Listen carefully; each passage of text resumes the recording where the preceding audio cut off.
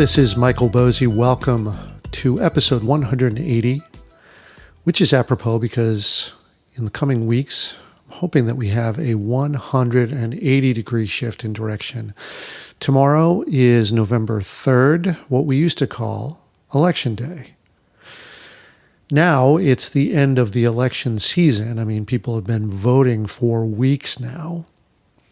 I dropped my ballot off 2 weeks ago and checked at Track My Ballot to make sure it was counted. It was. Maybe you've done the same thing, or maybe you've done mail-in. Maybe you plan to show up tomorrow on November 3rd, or maybe you've done early voting. All of you have done so, or plan to do so tomorrow. I appreciate you. We all appreciate you. Because look, turnout is the way we win and put a thumb in the eye of those who do not want you to vote. They know this about turnout, right? Which is why they want to either gaslight you into apathy or scare you into not showing up. But you're not like that. You are strong, you are resolute, you demonstrate that you care. I mean, all those of you waiting in long lines to date, right? 8 hours, 10 hours, we've all heard the stories. Folks in Georgia and other battleground states. Look, my hat's off to you. You are patriots, nothing less. You are saving democracy. And I say that because here in Massachusetts, I live in Boston, I don't have the power that you do. Not in national elections. My vote is worth less than other areas of the country. Fact. And while that sounds negative, and it is, there are two sides to that, right? Negative, we don't have a voice. Not in national elections. We just don't. The positive, at least for now, is that we're a little bit under the radar, right? Like there won't be Trump brown shirts at polling stations. There likely won't be unrest in the streets here. There likely won't be right-wing militia intimidating voters and other such nonsense. But just know that through this, I'll be rooting for you. I promise you, I will help in other ways. The way I look at this is this thing is a relay race, right? Sometimes you run a leg, sometimes I run a leg. Over the past 4 years, I've been to all the local protests, the big ones that get national attention, and even the little ones, right, where it's 30 people in front of Cambridge City Hall protesting the 50th time that they've tried to take away and repeal the ACA.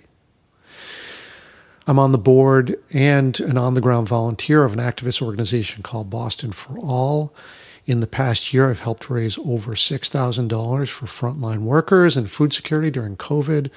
I've helped raise over $16,000 for immigration justice and social justice over the past year alone.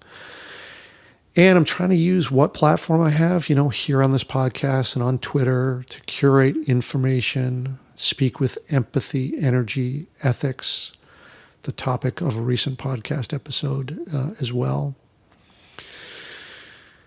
So, it's a relay race.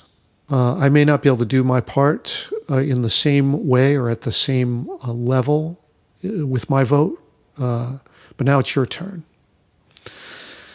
And we're counting on you. Because what happens when we vote? Well, not perfection, right? This won't solve everything, but it allows for the chance that things will get better. And this time, it will be different, right? We have a president, in quotes, who's not likely to just concede. And imagine this, right? I never thought I would see this here in the United States. So tomorrow, we'll bring some answers about who we are as a country, but it won't be the final word. But you and I and all those who are on the right side of history, here's what we're going to do. First, let's win this thing. Big. And then celebrate like hell when we do. Then, we're going to have to watchdog the crap out of this thing until all of their tricks are played out and we get rid of him. After that, in January, we swear in Joe Biden, a flawed but genuinely decent man. And finally, we'll get right back to work holding him accountable.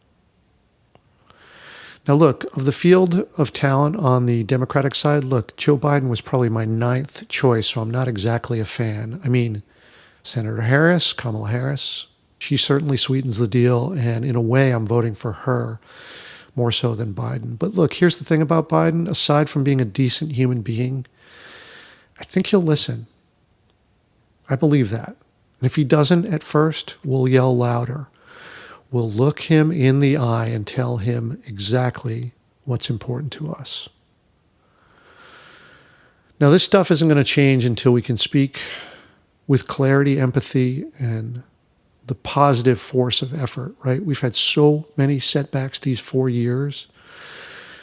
This country was never what it said it was, but at least we had ideals to guide us. We need to draw closer to those ideals in the coming years, right? All those promises that this country makes, we need to make them a reality for all, right? Not just the privileged race, class, gender, but for all. And that's what your vote gets you, a chance of that.